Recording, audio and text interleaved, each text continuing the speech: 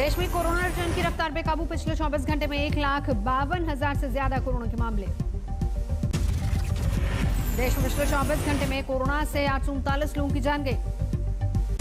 देश में पिछले 24 घंटे में 90,584 लोगों ने कोरोना से जीती जंग। बीमारी के बाद हुए स्वस्थ।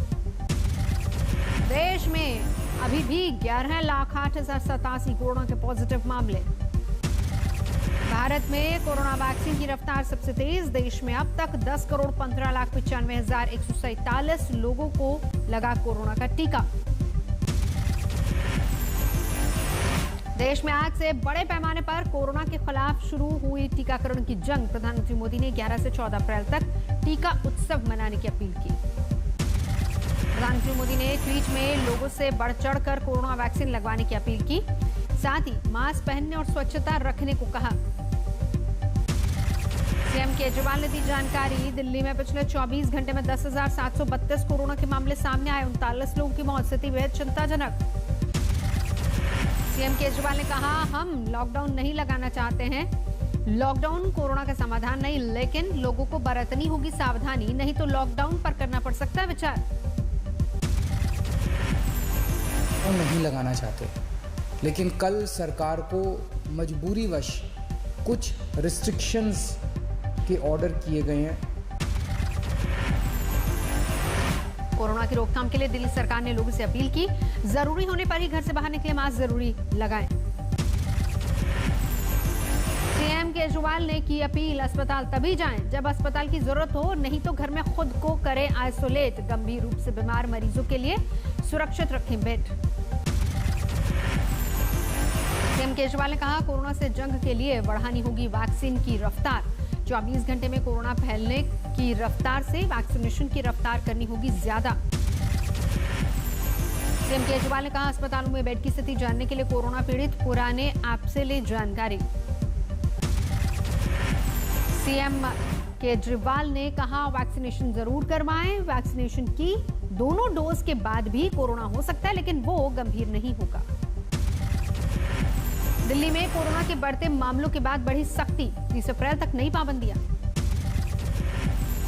दिल्ली में शादी समारोह पर सख्ती, सिर्फ 50 मेहमानों को इजाजत। दिल्ली में अंतिम संस्कार में भी भीड़ जुटने पर रोक, सिर्फ 20 लोगों के शरीक होने की इजाजत। दिल्ली में आधी क्षमता के साथ चलेगी मेट्रो। बसों में भी 50% पैसेंजर्स को इजाजत। राजधानी में 50% सिटिंग कैपेसिटी के साथ चलेंगे रेस्टोरेंट और बार। सिनेमा घरों में भी आधी सीटें खाली रहेंगी। महाराष्ट्र में लग सकता है 8 दिन का संपूर्ण लॉकडाउन। सर्वदलीय बैठक में सीएम उद्धव ठाकरे बोले, कोई और विकल्प ही नहीं।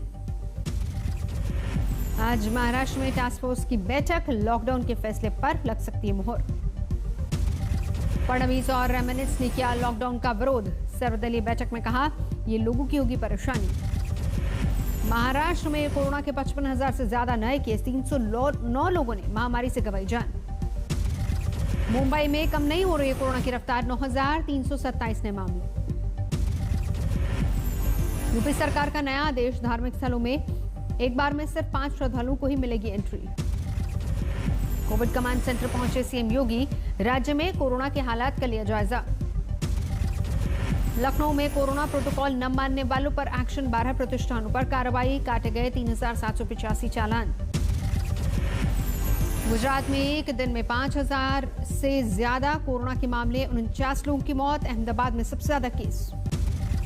राजस्थान में लॉकडाउन पर सियासत गरमाई। बीजेपी नेता गुलाबचंद कटारिया ने उदयपुर के साथ भेदभाव का लगाया आरोप। कर्नाटक में कोरोना के करीब 7,000 नए मामले। 36 लोगों की मौत।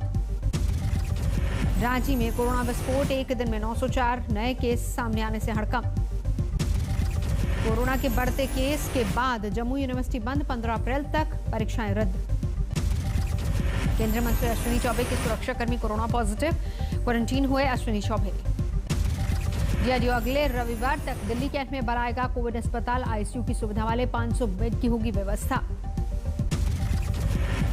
नासिक में लोगों ने सरकार के खिलाफ किया प्रदर्शन। ऑक्सीजन सिलेंडर, अस्पतालों में बेड और दवाओं की कमी का उठाया मुद्दा। दिल्ली में फिर पुलिस ने शुरू किया कोरोना के खिलाफ जागरूकता अभियान। पार्कों में माइक पर सावधानी बरतने के संदेश देते नजर आए पुलिसकर्मी।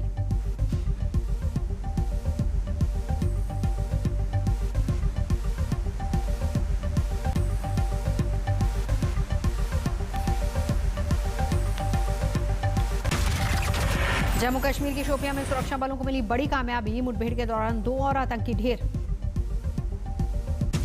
शोपियां में सुरक्षा बलों ने 48 घंटे की मुठभेड़ के बाद अब तक 12 आतंकियों को ढेर किया। अनंतनाग के बुजबेरा इलाके में भी आतंकियों से सुरक्षा बल की मुठभेड़ जारी। खुफिया सूचना के बाद की गई आतंकियों की घेराबंदी। बुजबेरा में कल आतंकी मुठभेड़ के दौरान सेना का एक जवान हुआ शहीद। कश्मीर में पिछले 48 घंटे में सुरक्षा बल के आतंकियों से 4 जगहों पर हुई मुठभेड़। अब तक कुल 12 आतंकी ढेर। कोचबिहार के सीतलकुची में कल हुई हिंसा के बाद आज पसरा सन्नाटा। भारी संख्या में सुरक्षा बल तैनात। कोचबिहार में 72 घंटे के प्रतिबंध पर बोली सीएम ममता बनर्जी। 14 अप्रैल को जाऊंगी कूचबिहार। पहले ममता ने आज कूचबिहार जाने का ऐलान किया था। कूचबिहार में कल हुई हिंसा का एक और वीडियो सामने आया। मतदान के बीच धमाके और भीड़ भाड़ और भगदड़ की तस्वीरें भी सामने आई। सीएम ममता बनर्जी ने प्रेस कॉन्फ्रेंस के दौरान वीडियो कॉल पर कूचबिहार में पीड़ित परिवार के एक शख्स से बात की। कूचबिहार में घटनाक्रम का लिया पूरा अपडेट। चुनाव आयोग पर सीएम ममता बनर्जी ने फिर किया वार। सीएम ममता ने कहा एमसीसी को मॉडल कोड ऑफ कंडक्ट की जगह मोदी कोड ऑफ कंडक्ट कर देना चाहिए। बंगाल में आज अमित शाह की तूफानी जनसभाएं करेंगे। 3 रोड शो। बंगाल में चुनाव प्रचार में कूदेंगे राहुल गांधी। 14 अप्रैल को उत्तरी बंगाल में 2 रैलियां। बीजेपी सांसद किरोड़ीलाल मीणा का सीएम आवास के पास शव लेकर धरना। दिन भर होती रही पुलिस से झड़प। केंद्रीय मंत्री रामदास आठवले का सनसनीखेज दावा। कहा जब तक देवेंद्र फडणवीस आएंगे तब तक चलेगी महाराष्ट्र सरकार। वाराणसी ज्ञानव्यापी मस्जिद मामले में मंदिरवादी को मिली जान से मारने की धमकी। पुलिस ने की शिकायत। मुंबई में एंटीलिया के बाहर मिले विस्फोटक से जुड़े केस में एनआईए ने एक और एपीआई रियाज काजी को किया गिरफ्तार। सचिनबाजी का करीबी बताया जा रहा रियाज। किशनगंज थानेदार अश्विनी कुमार के परिवार को लगा दोहरा सदमा। अश्विनी कुमार की हत्या के बाद उनकी मां का भी निधन। एक साथ मां बेटे का अंतिम संस्कार। पश्चिम बंगाल के पंजपाड़ा में अपराधियों को गिरफ्तार करने पहुंचे किशनगंज के थाना प्रभारी अश्विनी की अपराधियों ने कर दी थी हत्या। एक आरोपी को किया गया गिरफ्तार।